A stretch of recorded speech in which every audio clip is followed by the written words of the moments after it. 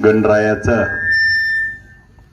आगमन आज या ठिकाणी मंगलमय वातावरणात झालंय आणि पहिल्याच वर्षी मोठ्या उत्साहात हे गणेश मंडळ या ठिकाणी स्थापन होतंय आणि या पूजेचा पहिलाच मान माझ्यासारख्या एका कार्यकर्त्याला दिल्याबद्दल आपल्या सर्वांचा शतशः आभारी आहे.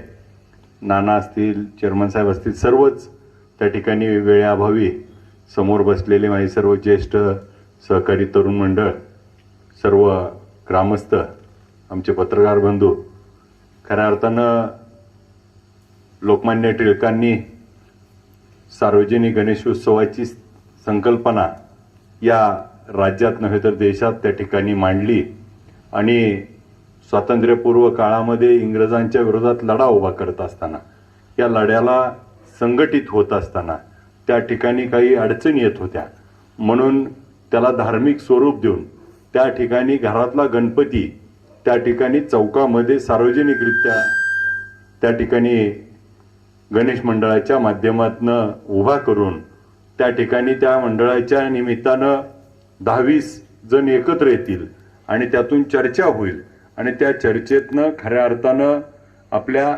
राष्ट्राचं जे आपला स्वातंत्र्याचा लढा आहे त्याची चळवळ आपल्याला मजबूत करता येईल आणि मग तो विचार सर्वांपर्यंत पोहोचवण्याचं एक माध्यम म्हणून सार्वजनिक गणेशोत्सवाची त्या ठिकाणी लोकमान्य टिळकांनी सुरुवात केली.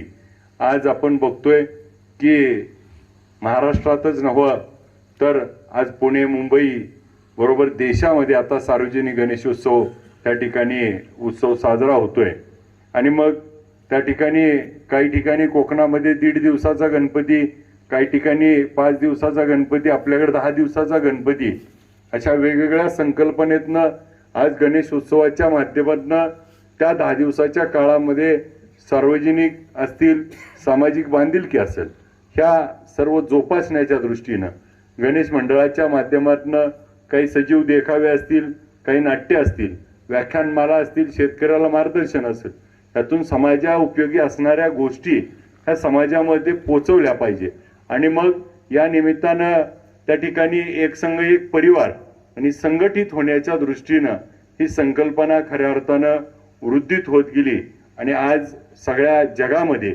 आज भारतामध्येच नव्हं तर लंडनला, अमेरिकेला आपल्याला सोशल मीडियावरनं कळतंय.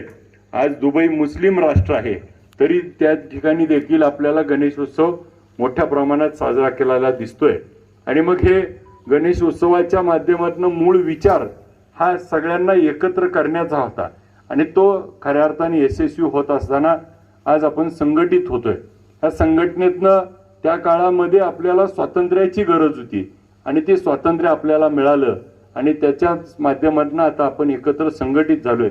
तर आपल्याला ह्या संघटनेचा उपयोग आपल्या दैनंदिनी गावाच्या विकासासाठी, समृद्धासाठी, आपल्याला त्यातून एक वेगळा आदर्श निर्माण करण्यासाठी आपण एक गाव एक गणपतीची संकल्पना खऱ्या अर्थानं राबवली. खूप आपल्या सर्व ग्रामस्थांचं कौतुक करावं तेवढं थोडं आहे, कारण आपण एक आगळा वेगळा त्या ठिकाणी, कारण अख्खं गाव एकत्र येत असताना आज आपल्यामध्ये विचार विनिमय, हितगुज, आज अन्नदान आणि अशा वेगवेगळ्या संकल्पना ह्यातून होत आहेत. आज आपल्याला समाज प्रबोधन, लहान मुलांना प्रबोधन, अशा वेगवेगळ्या संकल्पना, व्याख्यानमाला असतील, महिलांसाठी त्या ठिकाणी वेगळे खेळ असतील, हे आपण त्या ठिकाणी केले तर यातनं मनोरंजनाबरोबर प्रबोधन आणि प्रबोधनातनं त्या ठिकाणी समाजाची बांधिलकी या गणेशोत्सवातून जपली जाईल.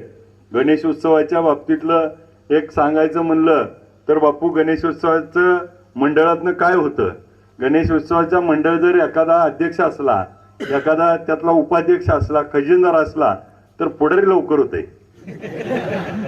कारण आता गणेश मंडळाचा अध्यक्ष असला की त्याला, आता तुमचं मंडळ मोठं आहे पण बारकं मंडळ असल्यावर त्याला पत्र आणावं लागते, वासं बांबू हुडकावं लागतंय, त्याला वर्ण ताडपत्री हुडकावं लागते, पुन्हा संध्याकाळी त्या मंडळापाशी झोपायला कोणाला तर पाळी लावावं लागते, पुन्हा वर्गणी गोळा करायची, मिरवणूक त्यांनीच काढायची, पोरं एकसत्त करायची आणि त्याच्यातनं त्या जेव्हा वाशाला त्यानं कात्या बांधलेला माहीत असतो तेव्हा त्याला पुढच्या वेळेस कोणाला कुठं आणि मग ती मंडळ एकत्र 10-20 जण एकत्र 10 दिवसाची आणि त्यातनं नेतृत्व, कारण मी पण एक मंडळातनंच बाहेर असंच करत करत, कारण मग ती खालपासून सुरुवात होती.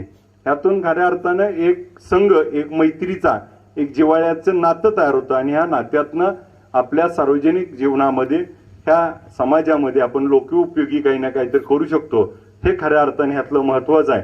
आणि आज खऱ्या अर्थानं ह्या माध्यमातनं गणेश उत्सवाचं आज आगमन झालंय. आपल्या सगळ्याला जी चिंता भासते आहे, गेले 4 महिने जून, जुलै, ऑगस्ट, सप्टेंबर संपत आला, परंतु अजून आपल्याला पाऊस पडला नाही.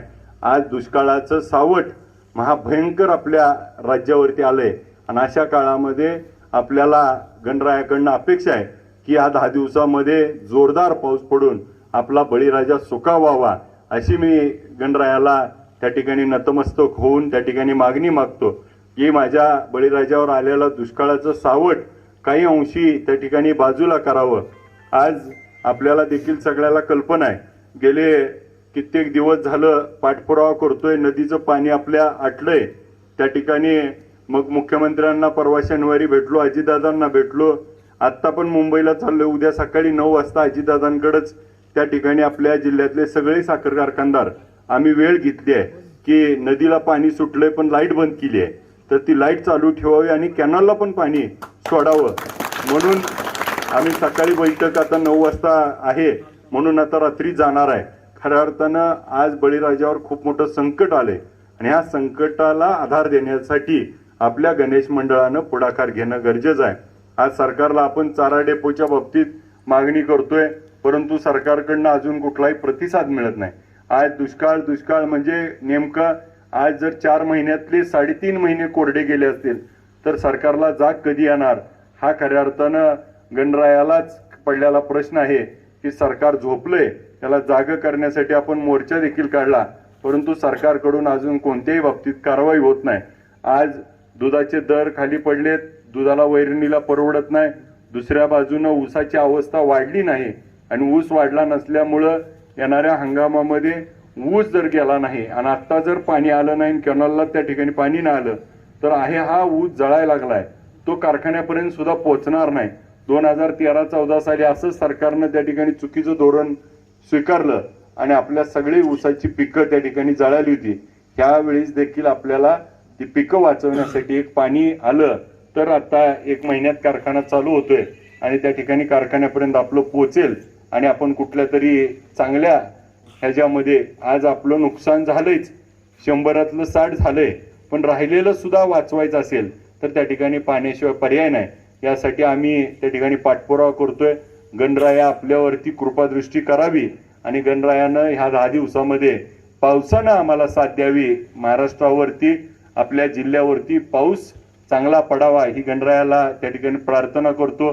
मी मंगळवेढ्याच्या कोपऱ्यात बोराळ त्या ठिकाणी बाउंड्रीवर होतो, यायला उशीर झाला तरी आपण सगळेजण एवढ्या बहुसंख्येनं त्या ठिकाणी थांबला, माझा मान राखला, त्याबद्दल मी आपले सर्वांचे ऋण व्यक्त करतो. यायला उशीर झाल्याबद्दल दिलगिरी व्यक्त करतो. मला या ठिकाणी बोलवलं, आज पहिल्याच दिवशी मान सन्मान दिला, माझा सत्कार केला आणि आपल्यामध्ये सामील होण्याची संधी दिली, त्याबद्दल सर्व गणेश मंडळाचे अध्यक्ष, उपाध्यक्ष, सर्व पदाधिकारी, सर्व ग्रामस्थ, प्रतिष्ठित सर्वांचं त्या ठिकाणी आभार मानतो. आणि गणेश उत्सवाच्या माध्यमातून आपण सामाजिक बांधिलकी जपण्यासाठी आपण पुढाकार घ्यावा आणि मग शेती, दूध व्यवसाय असेल, नवीन व्यवसाय असतील, ह्याच्याबद्दलचे प्रबोधन शिबिर असतील, लहान मुलांचे खेळ असतील, या माध्यमातून सामाजिक बांधिलकी आपण जपावी. गणेश उत्सवाच्या निमित्तानं गणेश मंडळाला व सर्व ग्रामस्थांना गणेश उत्सवाच्या लाख लाख शुभेच्छा देतो आणि थांबतो. जय हिंद, जय महाराष्ट्र.